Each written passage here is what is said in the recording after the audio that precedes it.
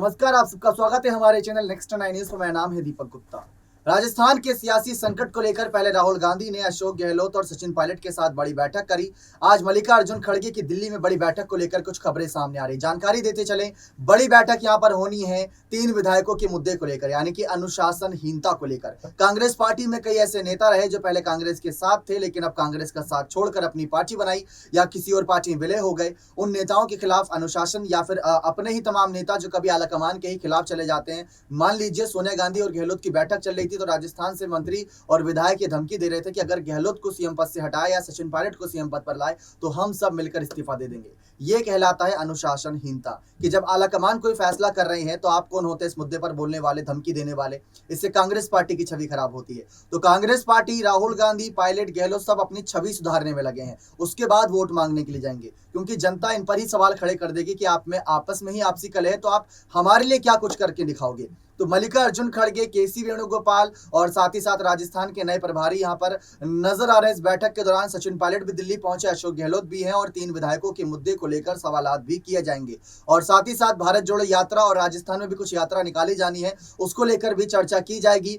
और हाल ही में आपको बता दें कि कांग्रेस पार्टी की छवि ऐसी बन गई है कि वो दूसरी पार्टियों पर निर्भर रहने लगी है।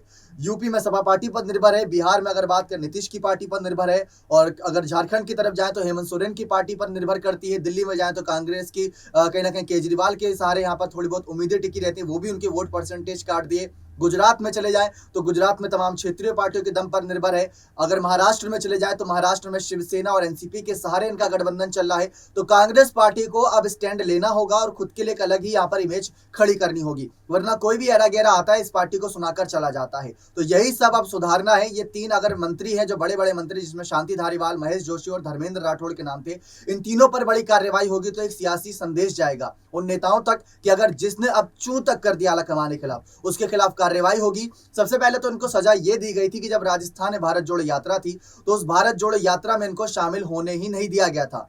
ये बहुत बड़ी कहीं ना कहीं सियासी संदेश था कि इस यात्रा में उनको शामिल होने ही नहीं दिया गया, इनको दूर रखा गया था। ये मल्लिकार्जुन खड़गे का फैसला था। अजय माकन ने राजस्थान के प्रभारी से पद से इस्तीफा दिया था, फिर सुखजिंदर सिंह रंधावा को वहां पर नया प्रभारी बनाकर भेजा गया। अब इस बात को लेकर आगे चर्चाएं जारी हैं, देखते हैं इसका निष्कर्ष क्या होता है। और इस बड़ी बैठक में क्या पायलट के सीएम पद को लेकर भी चर्चा होगी, क्या गहलोत को हटाने को लेकर या फिर बजट को लेकर कोई चर्चा होगी, क्या क्या मुद्दों को लेकर चर्चा होगी, इन सब की जानकारी आप सभी तक पहुंचाएंगे। बशर्त यह है कि बने रहें चैनल के साथ। बहुत बहुत धन्यवाद।